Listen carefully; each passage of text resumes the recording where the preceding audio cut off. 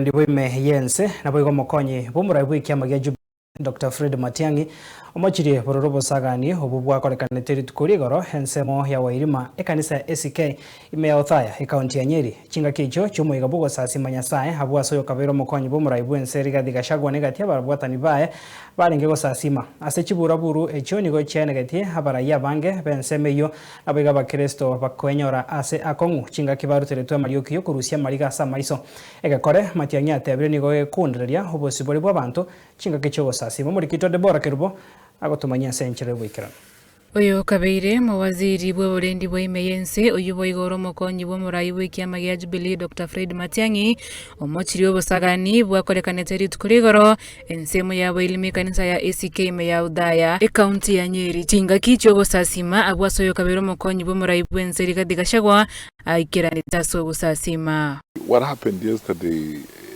in Othaya, Nyeri is very shameful.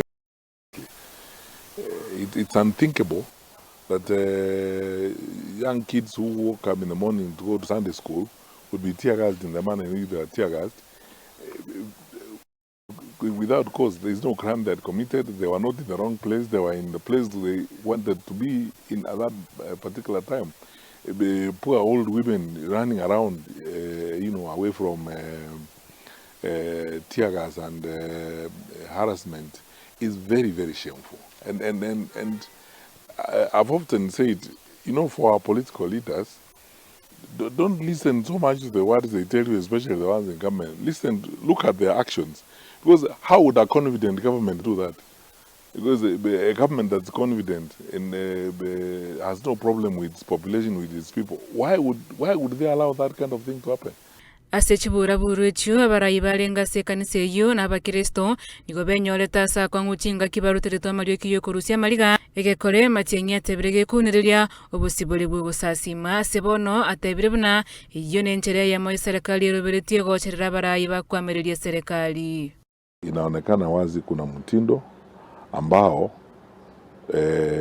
mimi leo nataka kuzungumza wazi. Yes. Ni mtindo ambao unapangwa na serikali kwa kuangaisha viongozi wa upinzani, wa kuangaisha wale ambao hawaelewani nao. Huwezi kuwa na kitendo kama kile tuliona jana kule Othaya without county security team ya Nyeri kujua ni nini ilikuwa inafanyika, kwa sababu National Intelligence Service officers wako mpaka kwa sub county.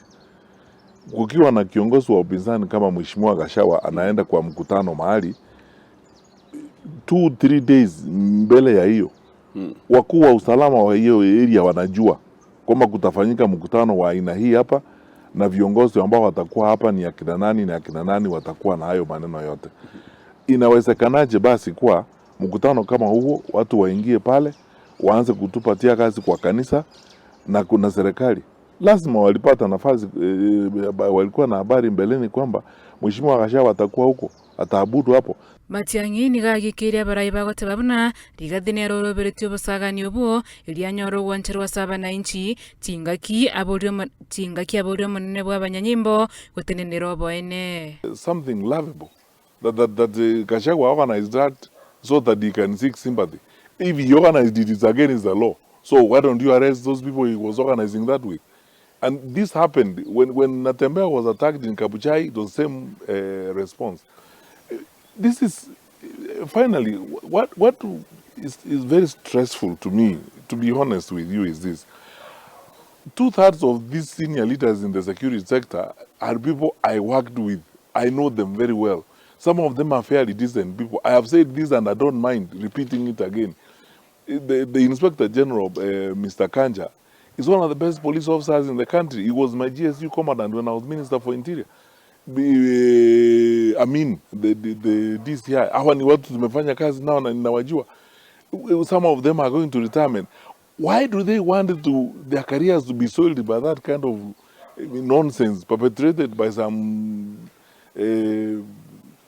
third-rate politicians who have problems, and they think the best way to square out issues is to go and beat up innocent children and women? ase nkwana yaye nigate babuna nigasigete serikali na barai barabisi asaburirie bono koba batoereru chinga kiense genderete kuyarigania sobochole bonene bumwaka bwechiri bwibere 2025. Mimi naheshimu serikali. I respect our leaders in government.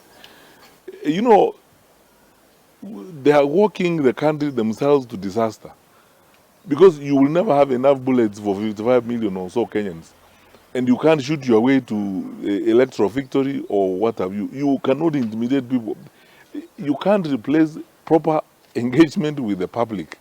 So this effort of trying to create situations like some countries in the region is not going to work. Let's go to electoral contest.